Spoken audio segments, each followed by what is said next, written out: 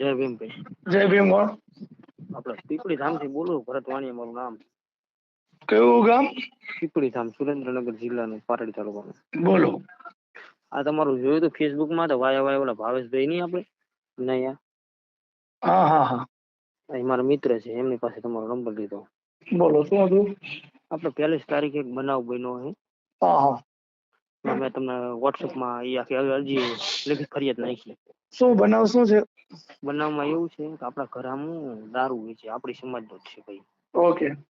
એ દારૂ હોય તો આપણે એસપી સાહેબ આવ્યા હતા ને, અરજ કરી હતી. એક બીટ જમાદાર કરીને ને, ઈ ત્યારે આપણે ધમકી એસપી સાહેબ આવી ગઈ ને, ધમકી આપેલી કે હા, અરજી બરજી ના કરજે, ના તેને અમને તકલીફ પડે ને, મજા નહીં આવે. એવું કીધું. હા, પછી વરીને આપણે ઈ છોકરો રહ્યો ને, આપણા ઘરમાં દારૂ વેચે છે ને, તો આપણે બેનું નીકળે ને એટલે તકલીફ પડે. ના, બરોબર છે. એટલે પછી આપણે રહી ને એ ફરિયાદ કરવા ગયેલા, ફરિયાદ કરવા ગઈ એ લોકો કેવું હોય, એ છોકરાની અરજી લીધી અને અમારી અરજી લીધી. હા અને અરજી લઈ અને ચેપ્ટર કેસમાં મને અહીંયા ડાયરેક્ટ અટેક લઈ લીધો અને મારી જોડે મારકૂટ કરી. હા હા, અને આપણે જાતિ વિશે જેવું તો બોલે, મને કે આ મોરે બે મર્ડર થઈ ગયા, તમે શું કહું ઉખાડી લીધું કે અમારું. હા. જે આપણે એટલે પોલીસે એવું કીધું કે આરોપી હે? ના, પોલીસે જે કોઈ ઠાકોર છે. આપડે દેવચરાડી મર્ડર થઈ ગયા, તમને બી યાદ હોય તો. હા હા હા હા, એ મર્ડર માં જે જામીન દેનાર હતો ને, એ મારા સગામાં થાય પાછા. બરોબર. એટલે ત્યારે આવડે. અને પાછો આ વચ્ચે અમે ફરિયાદ દાખલ કરી, બધી જગ્યાએ ફરિયાદ આપી. તો કોઈ જગ્યાએ અમારી ફરિયાદ લીધી નહીં. તમે આ જે પોલીસ વાળો છે, હા, એના વિરુદ્ધની ફરિયાદ તમે એસપી ને આપી હતી લેખિતમાં?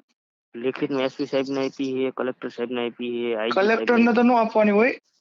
એસપી આઈજી સાહેબ રેન્જ ને. આઈજી તો અહીંયા રાજકોટમાં છે. હા. બરાબર. હા, એને રેન્જ આઈજી રાજકોટ લાગુ પડે. અને એસપી ને નહીં આપવાની હોય, લેખિતમાં ગૃહ મંત્રાલયમાં. અને એક ડીજીપી ને એક નકલ મોકલી દેજો. એમને આપી આપણે. હા, અને આ દારૂ બાબત છે ને, એટલે સ્ટેટ મોનિટરી સેલમાં એક મોકલી દેજો નિર્મિત રાયને. હા, એટલે ઈ છે ને આમાં વ્યવસ્થિત કાર્યવાહી કરાવશે, એને નજરે પડે ને એકવાર ધ્યાને. હા.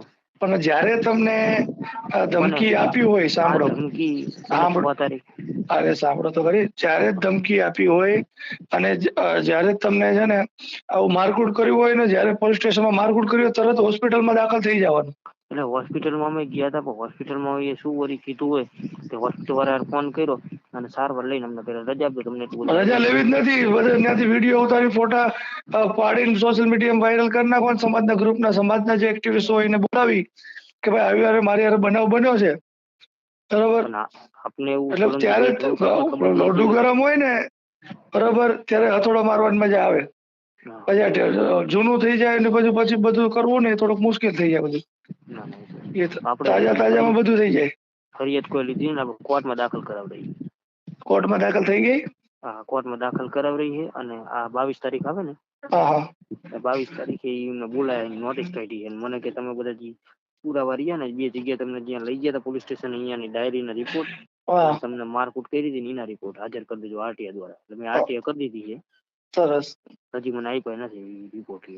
એ તો ઓમ મહિના દિવસનો ટાઈમ હોય આરટીઆઈ નો, પણ એને છે ને આમ કેવાય કે મારે કોર્ટમાં રજૂ કરવાના છે, એટલે મને તાત્કાલિક આપો એને કે એટલે લખાવડાવ્યું એમરજન્સી. અમારે કોર્ટમાં રજૂ કરવાના, એટલે 13 દિવસમાં આપો અમને રિપોર્ટ. હા એટલે પછી એને અમે રિપોર્ટ આરટીઆઈ કરી. એનો બીજો દિવસ થયો ને હા, આપણે, એટલે ઘરે આવીને ધમકી આપી ગયો કે કોર્ટમાંથી ફરિયાદ પાછી ખેંચી લેજો ને, મારતા મારતા કે પુડકું કાઢી છે અને ગમે હથિયાર અથવા દારૂના ગુનામાં, નકર ગમે એ ફેંટ મારે ફેંટી દેવા.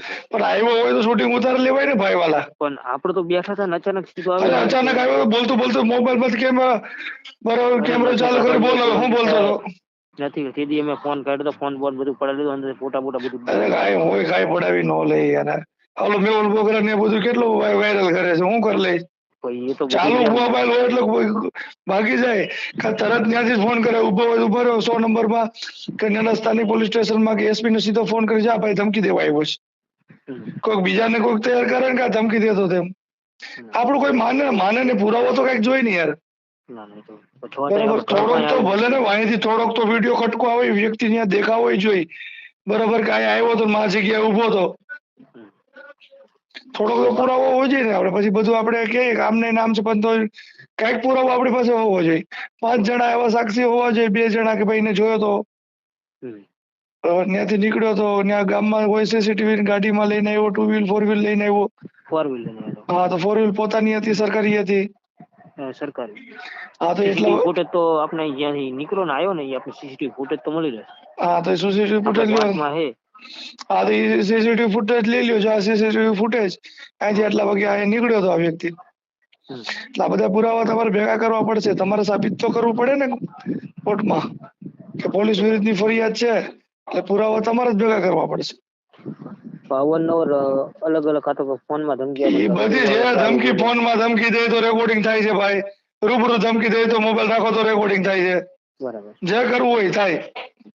પણ આની આગળ કઈ કોર્ટમાં જઈને આપણે અરજ કરી તો વાંધો હા કાંઈ વાંધો કોઈ ઉખાડે કાંઈ નથી લેતું.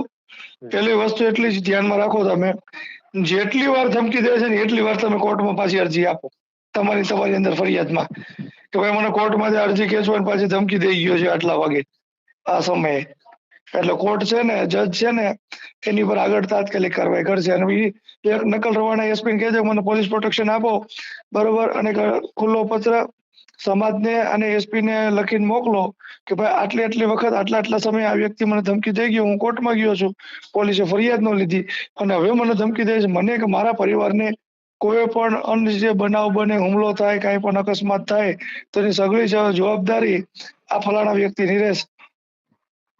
બરોબર. એક પત્ર લખીને મૂકી દો સોશિયલ મીડિયામાં અને ઓલાને દઈ દો, મીડિયા વાળાને આપી દેવાનું, એસપી ને આપી દેવાનું, મુખ્યમંત્રીને જરૂર પડે એક વિડીયો બનાવીને મૂકી દો એટલે એને ખબર પડે. તમે જેટલું છાનું માનું રાખશો ને એટલો તમને દબાવશે. છાનું રાખવાનું જ નહીં, જગ જાહેર જ કરવાનું. બધાને ખબર પડી જાય. અધિકારી એસપી ને રૂબરૂ મળ્યો કે આવું ધમકી દઈ ગયો સાહેબ, શું કરવું? એક મેસેજ વિડીયો બનાવીને મૂકી દો કે આટલા વાગે સવારે એસપી કચેરીએ ભેગું થવાનું, મને જાનથી મારવાની ધમકી દીધું છે. તમારે જે કાંઈ સંગઠનો ત્યાંના હોય, સ્થાનિક સંગઠનો આગેવાનો બધાને ભેગા કરી એક્ટિવિસ્ટોને અને મોટી સંખ્યામાં જાઓ એસપી કચેરીએ. શું ન થાય? બધું થાય, કરવું પડે આપણે. આપણી ઉંમર નાની, ઉંમરનું કાંઈ ન હોય ભાઈ. આમાં તમે કોર્ટ સુધી પહોંચી ગયા એમાં ઉંમર ન લેવા દેવા. નથી ઉભા રહે તો બીજા કોણ ઉભા રહે? અરે સમાજ આખો ઉભો રહે, વિડીયો મૂકો હમણાં સમાજ આવશે. શું ન આવે યાર? પણ તમારા નક્કી હોવું જોઈએ તમારે શું કરવું છે, લડવું છે, સમાધાન કરી નાખવું છે. આપણામાં કેપેસિટી હોવી જોઈએ લડવાની. સમાજ લડે જ છે. હા, તમારે સુરેન્દ્રનગરના ઘણા બધા છે આગેવાનો. તમને મેં કીધું એક મેસેજ બનાવીને મૂકો, મને આવી રીતે જાનથી મારવાની ધમકી, ફરિયાદ પાછી ખેંચવાની ધમકી, આ ફલાણો વ્યક્તિ નામ સહિત લખો, બરોબર. જરૂર પડે તેનો નંબર નાખો, એસપી નો નંબર નાખો, બરોબર. અને અરજી લખો કે ભાઈ આવી રીતે છે ને એસપી ને દઈ આવો, કાલે આટલા વાગે એસપી ને મારે દીવા જવાનું છે, મેં કોર્ટમાં ફરિયાદ કરી તો ધમકી મને આપે છે ઘેર આવીને, તો સમાજ મને ન્યાય આપે, હું જાઉં છું આટલા વાગે, મને કાંઈ થાય છે તો ફલાણા વ્યક્તિની જવાબદારી છે. તો મેસેજ લખી નાખો, વિડીયો મૂકી દો, 11 વાગે એસપી કચેરી ભેગું થાવ, બાબા સાહેબ નું સ્ટેચ્યુ ત્યાં સુરેન્દ્રનગર હોય તો ત્યાં ભેગું થાવ. એવું લખો એટલે હમણાં બધા ભેગા થવા મળશે. તમારો નંબર નીચે નાખી દો. આ થાય જ ને, શું કામ ન બધું થાય યાર? અને આપણે ઓલું તમે જે વિજિલન્સ કઈક અરજી કરવાનું કીધું, એ ગાંધીનગર ઈ કઈ જગ્યાએ? એ તમે ત્યાં છે ને એક અને ગુજરાત પોલીસ વડા ડીજીપી ને એક તમે લખી શકો છો.